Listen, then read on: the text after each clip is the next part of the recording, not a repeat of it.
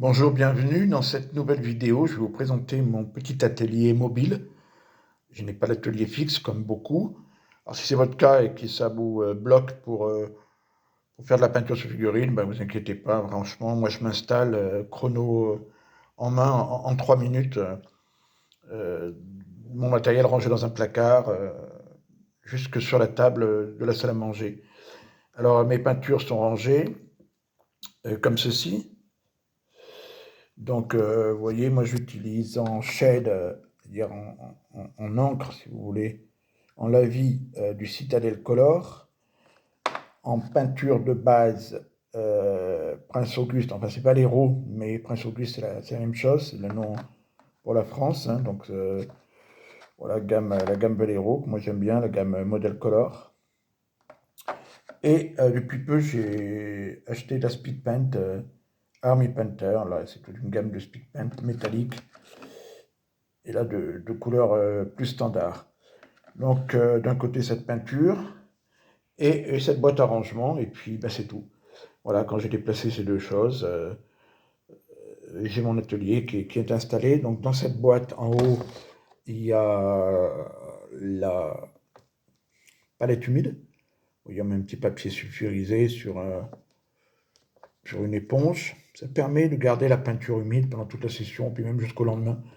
Mais déjà, toute la session c'est bien, puis bon, là, sur la boîte, on peut mettre quelques pinceaux. Dans ce tiroir, toujours des stylos, la poignée pour tenir les figurines. Voilà, ça se pourrait ébarber un petit peu les figurines quand elles les montent. La pince pour couper, pareil, la figurine. Là, vous avez de la colle glu, euh, des pinceaux, un scalpel de modéliste, etc., etc. Dans le deuxième tiroir, ben, vous avez les autres pots, hein, parce que ça ne tient pas tout ici. Dans ceux que j'utilise peut-être un petit peu moins. Toujours là, c'est tout du modèle Color. Dans un troisième tiroir, vous allez avoir tout ce qui est colle. Donc là, c'est la colle plastique que j'utilise pour le plastique. Et la colle glu, ben, c'est pour ce qui est résine ou métal. J'ai aussi cette colle, je veux dire, intermédiaire qui colle très bien, un petit peu moins que la glu. Et au cas où, bon, ben, on peut toujours détacher quelque chose qu'on a collé. Voilà, une colle intermédiaire. Qu'est-ce que j'ai là-dedans?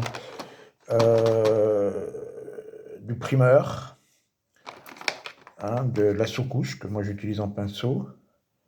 Du vernis mat, également que j'utilise en pinceau. Pour nettoyer mes pinceaux,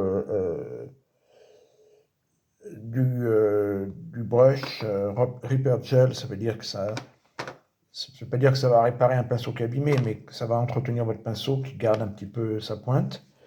Et puis également là, du nettoyant. Puis je vais les avoir fini, j'essaierai une nouvelle gamme que je vous montrerai. On a aussi des petits bouchons de liège pour tenir les figurines qui ne tiendraient pas sur une poignée. Vous voyez, moi j'ai mis un peu de collant. Là, j'ai perdu le nom, là j'ai un trou de mémoire.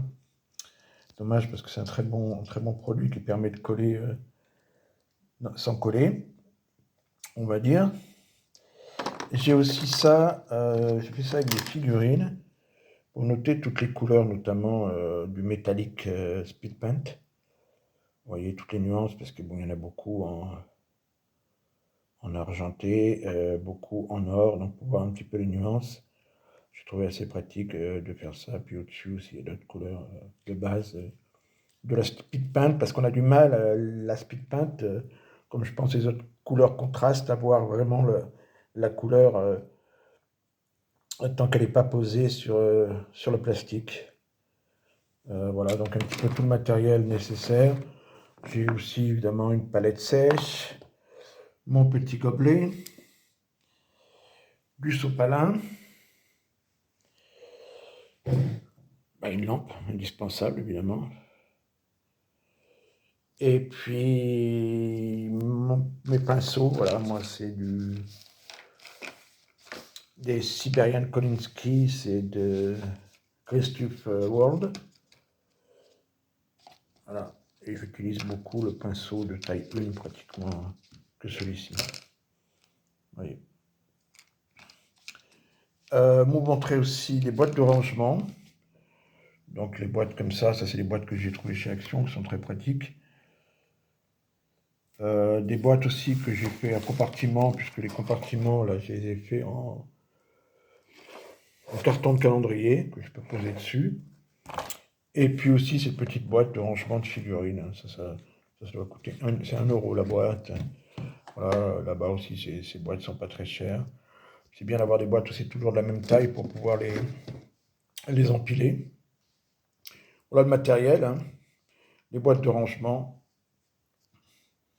des pinceaux de haute qualité en poil de martre, une lampe, un gobelet, du sopalin, une palette sèche, une palette humide, de la peinture, la bille, speed paint et standard, des pinceaux, une poignée, de la colle glue, de la colle plastique, des produits pour nettoyer, voilà, donc petit à petit, hein. Ça se fait pas en un coup, mais bon, vaut mieux démarrer déjà avec des pinceaux, des bons pinceaux, quelques pots de peinture, mais de qualité, surtout une lampe. Après les autres choses, ça peut venir petit à petit. Voilà, en tout cas, merci d'avoir regardé cette vidéo. Et puis je vous dis à très bientôt, parce qu'il va y avoir beaucoup de vidéos sur cette chaîne, sur tout type de figurines, notamment napoléonien, Seconde Guerre mondiale, les Romains en historique, mais aussi beaucoup de fantastique avec Game Workshop, AOS, Parabellum, Citadel, etc., etc.